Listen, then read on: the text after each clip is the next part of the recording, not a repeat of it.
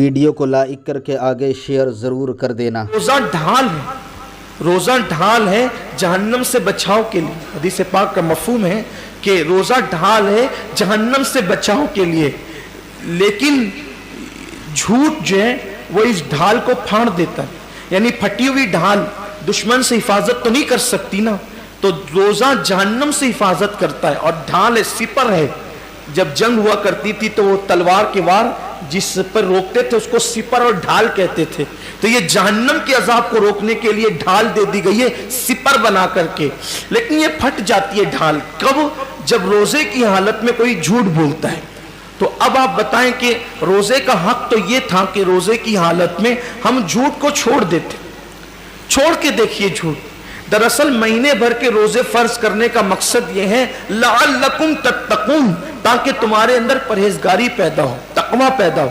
میں 11 مہینے جھوٹ بول رہے ہو سودا بیچتے ہوئے گلی محلے میں بیوی بچوں کے درمیان، اب روزہ ہے جھوٹ بولنا چھوڑ دو۔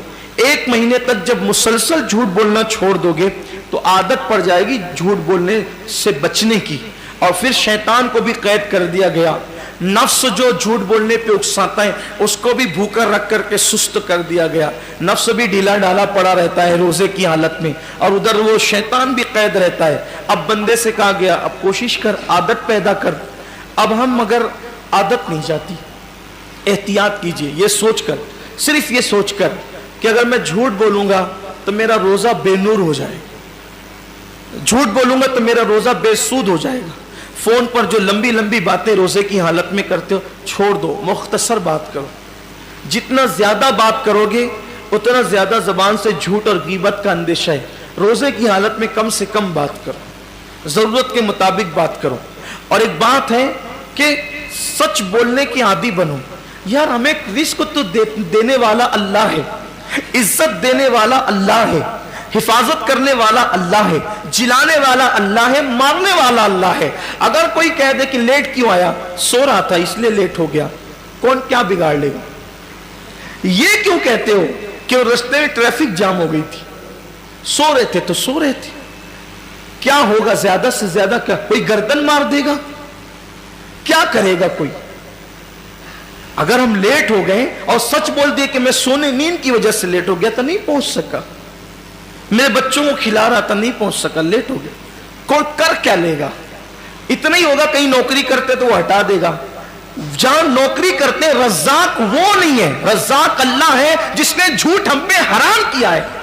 مسلمان سچ بول کر تو دیکھیں، مسلمان سچ بول کر تو دیکھیں۔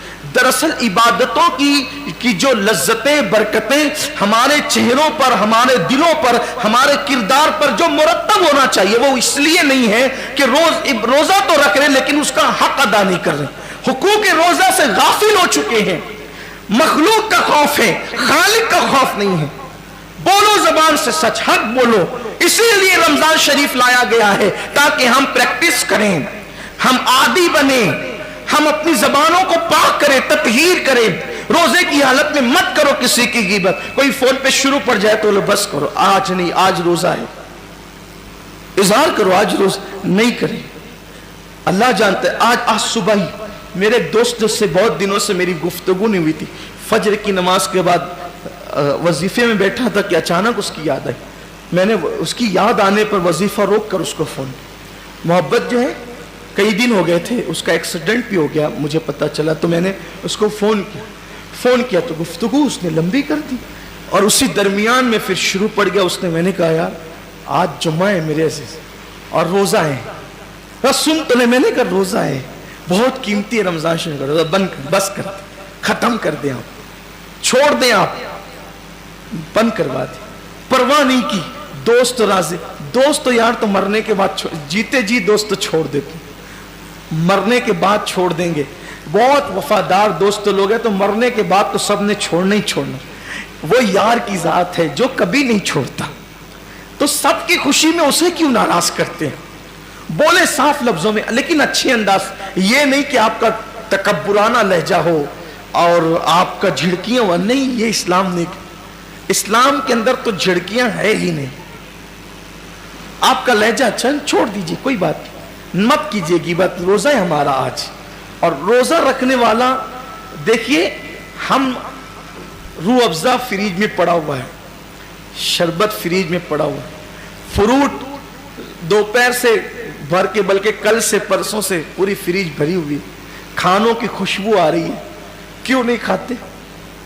سچ بولنا, کیوں نہیں کھاتے؟ روزہ ہے, اللہ نے منع کیا نہیں کھاتے, یہی ہے نا, اللہ نے منع کیا, اگر کھا لیں گے تو روزہ ٹوٹ جائے گا, صحیح یہی ہے. تو خود کا کمایا, خود کا پکایا, خوشبو سے گھر پورا معطر, بلکہ چھوٹے چھوٹے بچے پورا انجوائے کر رہے ہوتے ہیں, ادھر سے کھانا لے کر آئیں گے, ادھر سے بھاگیں گے, یہ سب کچھ گھر میں مچا ہوتا ہے. اللہ کی رحمت سے جن کے گھروں میں بچے ہیں نا, ان کے ہاتھ میں دیکھ کر کے مزید کچھ نفس کہتا بھی ہے کہ کچھ نہیں کھاتا. اللہ کی عزت کی قسم, کوئی مسلمان نہیں کھاتا روزے کی حالت میں, نہیں کھاتا نا, کوئی نہیں کھاتا, کیونکہ ہمیں بس اتنا ہی سبق یاد ہے کہ کھانے پینے سے بچنے کا نام روزہ ہے. آگے کا سبق کیوں بھول گئے؟ جو کھانا حلال تھا, جو کھانا تو حلال ہے نا, جو کھانا حلال تھا شوال میں, جو کھانا حلال تھا, بلکہ مغرب کے بعد, غروب کے بعد جو کھانا حلال ہے, صبح صادق سے پہلے جو کھانا حلال ہے, بولو روزے کی حالت میں کتنی سختی سے اس سے بچتے ہیں, میرا روزہ نہ ٹوٹ جائے. تو حلال کھانے سے بچ گئے, جو اور وقتوں میں, روزے کے علاوہ وقتوں میں جو کھانا حلال تھا اس سے اتنی سختی سے بچے کہ ٹھنڈا شربت بھی آ گیا تو نظر نہیں کی, نہیں میرا روزہ ہے. کسی نے پیش کر دیا, اگر نہیں چائے نہیں میرا روزہ ہے, کہا بہت پسند ہے چائے, کہا پسند ہو لیکن آج روزہ ہے, نہیں پیئیں گے. بولو ہوتا ہے کہ نہیں ہوتا ہے؟ حلال چھوڑ دیا, کیوں؟ روزہ ہے. یار جو غیبت تو روزے کے علاوہ بھی حرام ہے, جو جھوٹ تو روزے کے علاوہ بھی حرام ہے, جو دھوکہ تو روزے کے علاوہ بھی حرام ہے, جو جھگڑا جو روزے کے علاوہ بھی حرام ہے.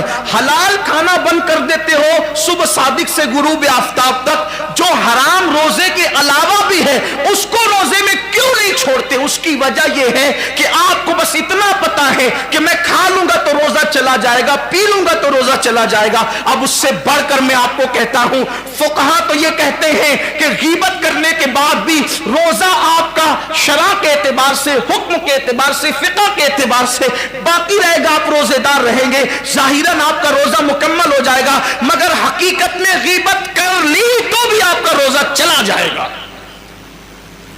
آپ کا روزے میں معاذ اللہ گویا کہ غیبت کرنا اتنا ہی برا ہے جتنا کھانا برا ہے, بلکہ میں کہتا ہوں اس سے زیادہ, اس سے زیادہ.